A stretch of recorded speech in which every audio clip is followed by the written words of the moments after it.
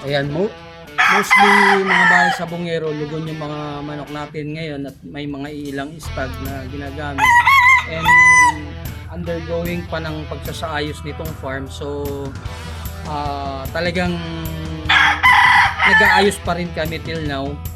Paunti-unti, mahirap din kasi biglayin dahil sa budget.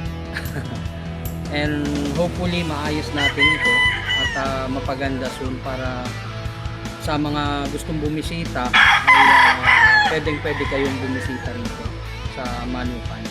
And mas maganda pag may mga sisiw na tumatakbo sa ring. At yun.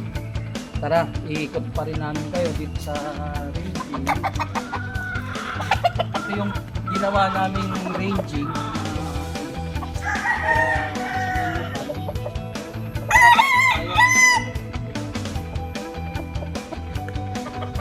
Before ito, puro damo to. Puro damo. Kung maano nyo yung picture noon, masukal ito. So, unti-unti rin naayos. Nalagyan na ng range net. And temporary, dito natin nilagyan yung gagawin natin ngayon sa may mga naglalaban nun. Kumain ito. Yan yung mga tirang stags na white kelso. Naglalaban na sila. Magkapatid yan. And ito, yung mga may iwang mga inahin na pwede natin gamitin sa local at national. May mga kanawayo pa. And dito, iba-ibang night sweater, white gold, match. Yan.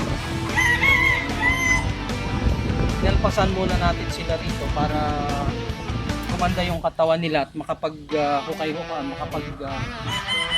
hukay-hukay sa lupa.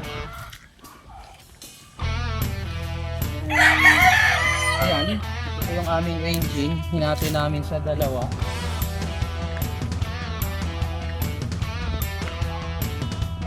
Hindi pa rin yung ayos natin.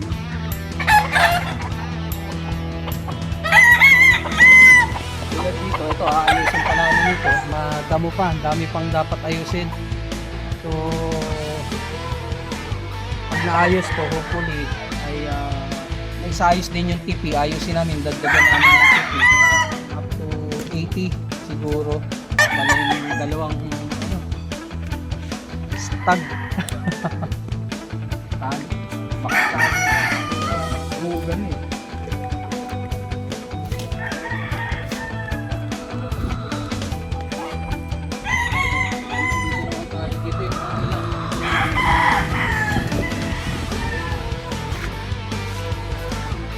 Ito yung isa sa binibreed natin na linyada.